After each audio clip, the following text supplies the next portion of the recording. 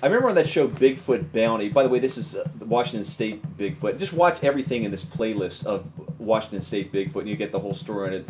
But has Bigfoot Bounty put out a new episode? No, well, I think there's one. Is it one a week? It's one a week, and there's one tonight. But by the time people see it, it'll already be out.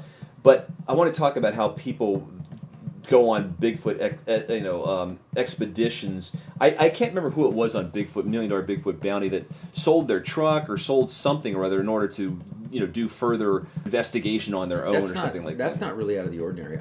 I've heard and run across people that would just work for 6 months and then quit and then go on some inexpensive venture, to Europe or South America, and spend 6 months just traveling.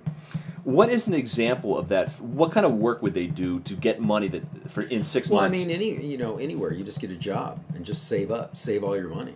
Well, it seems like a lot of people that are along the lines of the people that were on Finding Bigfoot are just working paycheck to paycheck. It really does. But they'd have to work, something that allows them, twice the amount of money in order to quit after 6 months and just live off that money. Well, if you're headed to a place like South America, you wouldn't need a whole lot of money because it's very inexpensive. What is the cost of living? Because that's kind of adventure related, and Bigfoot's is adventure related. I guess it all just depends on where you're going.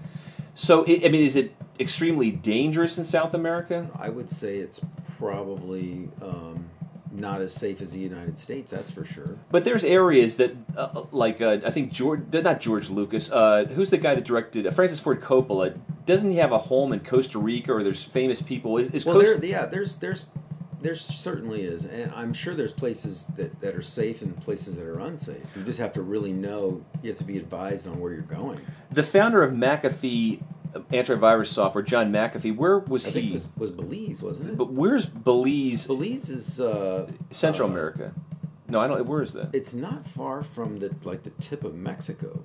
Spending a lot of money like that and traveling and just it kind of reminds me of the husband and wife couple that were doing did do huge art installation projects. One of them being what was called the Wall, where they would run these ribbons through the foothills of the Napa Valley in California. Was that a couple that did that? It was a couple that met in Paris a long time ago. I don't remember when, in the 30s, I believe.